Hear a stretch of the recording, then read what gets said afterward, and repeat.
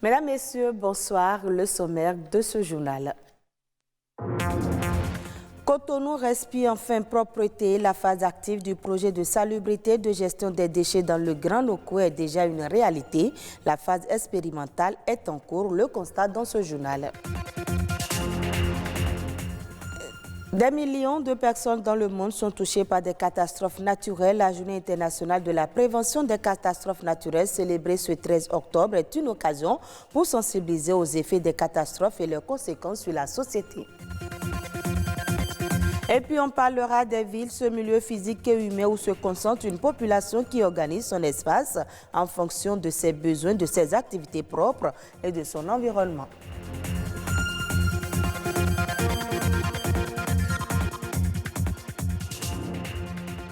Cotonou, une ville désormais mieux assainie au même titre que les autres communes du Grand Locoué, ceci grâce au nouveau système de collecte et de ramassage des ordures ménagers institué depuis 3 mois.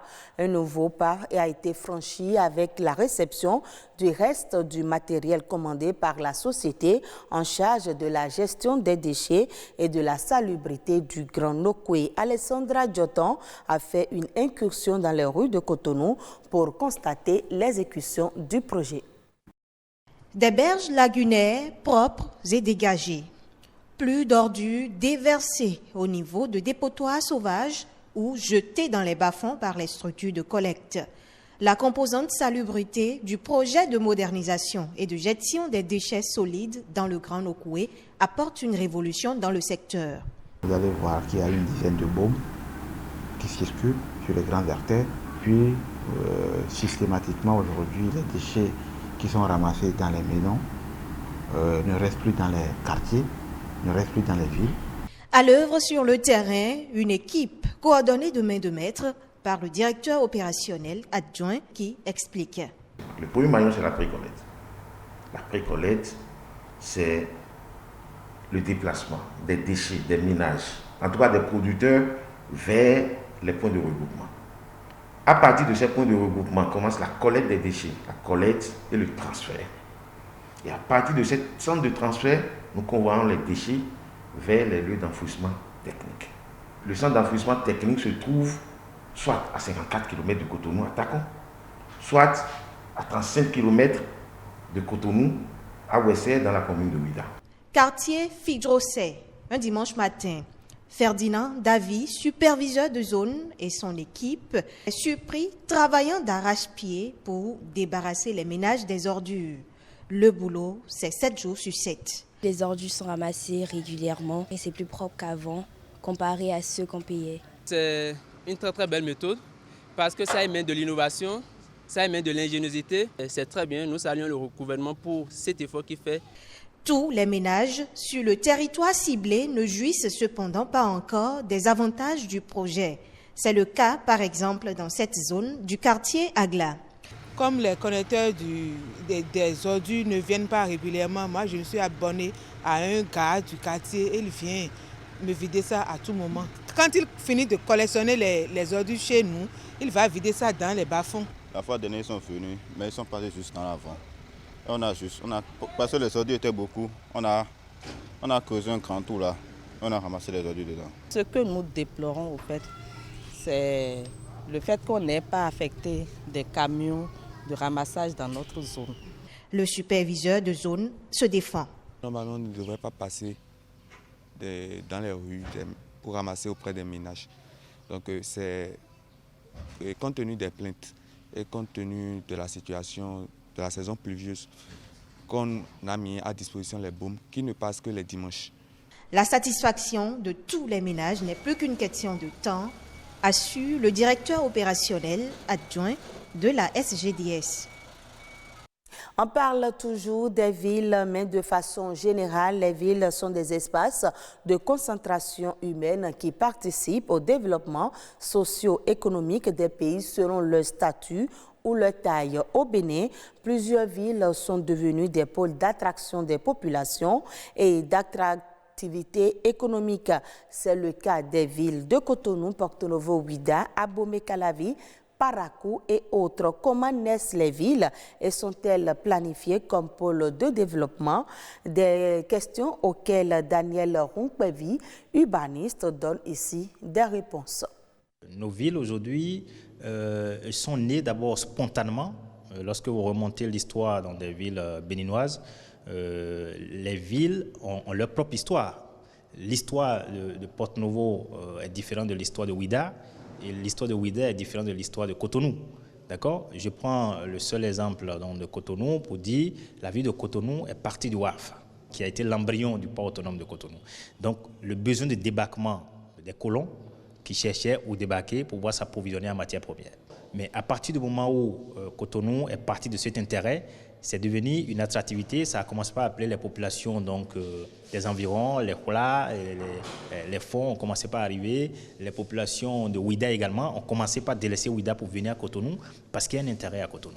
Alors lorsque les gens commencent par s'agglomérer dans un espace, parce qu'ils ont besoin d'habiter quelque part, ils ont besoin de circuler, ils ont besoin de travailler, ils ont besoin de se distraire, intervient la notion de planification.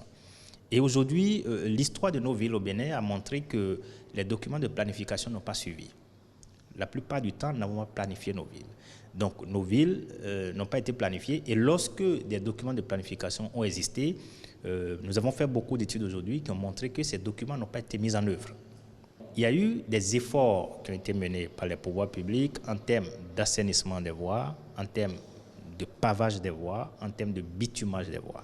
Lorsque l'État investit de grands moyens aujourd'hui pour construire les caniveaux, les collecteurs, pour construire aujourd'hui les voies pavées, il ne revient pas aux populations de raccorder les eaux des cuisines aux caniveaux. Il ne revient pas aux populations de prendre les ordures des maisons et aller les jeter sur les routes qui ont été pavées, qui ont été aménagées par l'État.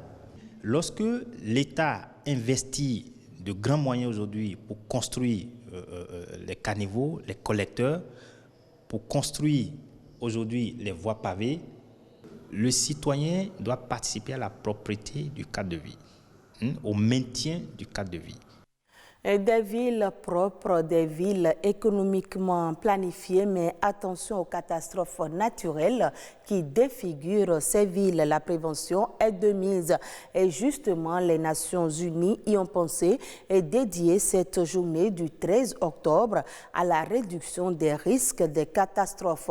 Décrétée depuis 1990, elle est consacrée à la sensibilisation des populations à participer à la construction des communautés et nations plus résilientes. Suivez cet élément de Daniel Sosa et Louis Koudobo. De nos jours, les tsunamis tuent des milliers de personnes, les séismes détruisent les villes et les ouragans dévastent le paysage entraînant des réfugiés, sans oublier les inondations.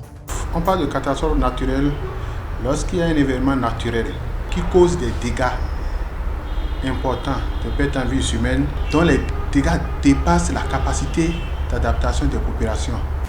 Des dégâts inestimables et de graves perturbations du fonctionnement normal de la société et des populations.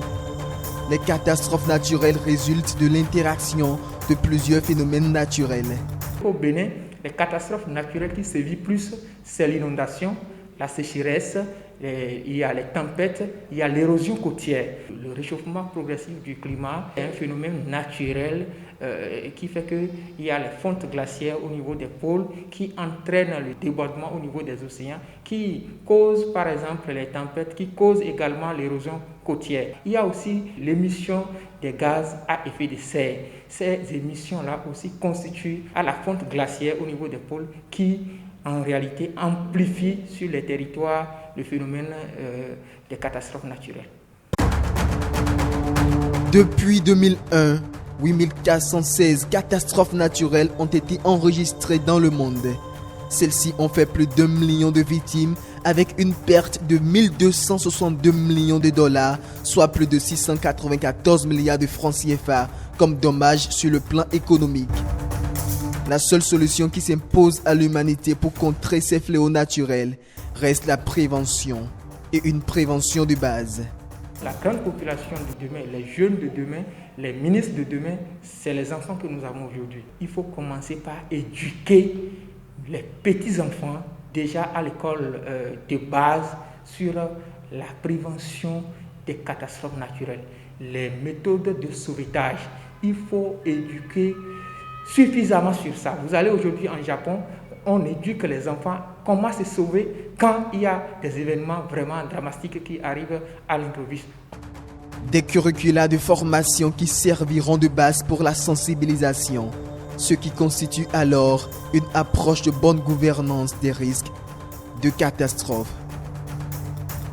Autre élément dans ce journal, l'angine de gorge est une infection de la gorge due à un virus ou une bactérie. Elle se manifeste par une douleur qui provoque la fièvre, les maux de tête et les difficultés pour parler chez certaines personnes. C'est une pathologie qui peut entraîner des complications quand elle n'est pas bien traitée. Plus de détails dans ce reportage. Elle est due à une inflammation des amygdales, de la membrane muqueuse et du larynx. Résultat, mal de gorge et difficulté d'avaler. L'angine, puisque c'est d'elle qu'il s'agit, est une infection dont souffrent bon nombre de personnes qui ignorent parfois l'origine, mais connaissent les manifestations. C'est une maladie qui attaque la gorge souvent et on a du mal à avaler du salive. L'angine, c'est une maladie qui crée des douleurs au niveau de la gorge. Dans 50 à 90% des cas, les angines sont souvent dues à des virus, mais elles peuvent être également d'origine bactérienne. Il peut y avoir par exemple des gens qui ont des problèmes d'allergie. Il y a des gens qui sont susceptibles à certaines choses. Il y a des gens par exemple qui sont susceptibles peut-être à l'arachide, le sucre, mais ce n'est pas forcément le sucre en lui-même, ça peut être un additif qui est ajouté au sucre qui crée une certaine allergie. Il y a des gens qui prennent certains jus de fruits et ça leur crée comme une angine, ils ont mal à la gorge. Une mauvaise hygiène bucco-dentaire constitue également un facteur qui favorise la contraction de l'angine. Et pour soulager la douleur, diverses recettes sont utilisées à tort et à travers par les malades. Des recettes qui entraînent des complications aux conséquences douloureuses. Face à cet état de choses, le spécialiste propose. La plupart des angines sont d'abord des angines virales. Donc au départ, ce n'est pas forcément nécessaire d'utiliser un antibiotique au départ. Mais lorsque c'est une angine bactérienne, dans ces cas, très souvent, il faut forcément faire recours à un médecin pour qu'on voit s'il faut mettre un antibiotique et quel type d'antibiotique en fonction des symptômes et en fonction de ce que le médecin verra, il saura quel antibiotique il faut utiliser. Un mauvais traitement de ce mal pourrait déboucher sur d'autres maladies plus graves. Une angine mal traitée peut être à l'origine de problèmes de rhumatisme articulaire aigu. Une angine mal traitée peut être à l'origine après de problèmes cardiaques, de problèmes articulaires. Il faut savoir que les amygdales sont une porte ouverte. Et à partir de là, les microbes peuvent diffuser à tous les autres organes du corps lorsque ce n'est pas bien traité. Les traitements de l'angine dépendent donc de son origine. Mais qu'elle soit virale ou bactérienne, elle est contagieuse. Il faut donc respecter les consignes d'hygiène habituelles pour être épargné. Et parlant de santé, le Cameroun veut intégrer dans son système sanitaire les soins palliatifs. Ce sont des soins actifs qui consistent à prendre le patient dans la globalité afin de réduire ses souffrances. L'objectif est d'apporter un soulagement aux douleurs physiques et un soutien psychologique aux patients. Le plus souvent, cette offre de santé est utile pour les malades atteints du cancer, la maladie chronique en phase terminale, le VIH et même la tuberculose. Le reportage est signé Irène Zana Fouda. Les malades alités au service d'oncologie de l'hôpital général de Yaoundé sont rongés par un cancer en phase terminale et leur hospitalisation se résume aux soins palliatifs pour ne pas précipiter leur mort. Les soins palliatifs sont destinés aux personnes qui ont des maladies cancéreuses graves et qui ne sont plus sensibles aux traitements anticancéreux. Ces soins ne sont pas destinés à abréger la vie. Ils ne sont pas non plus destinés à la prolonger de manière indéfinie. Le but recherché par le soignant est de prévenir et de traiter la douleur. Le personnel soignant fait la ronde et parvient à soulager les malades pour qu'ils ne se tordent plus de douleur. Le traitement est efficace, que ce soit des saignements, que ce soit par exemple des douleurs abdominales. J'ai reçu les résultats à tous ces niveaux-là. Le panier des soins palliatifs administrés aux malades va au-delà de la pathologie. Autour d'un patient cancéreux, on peut avoir des médecins, des sociologues, des psychologues, des responsables de clergé. Tout ceci, c'est pour aborder de manière globale, de manière holistique, les problèmes du patient. Le travail coordonné par une équipe médicale soudée vise à améliorer la prise en charge au quotidien dans ce service très sollicité.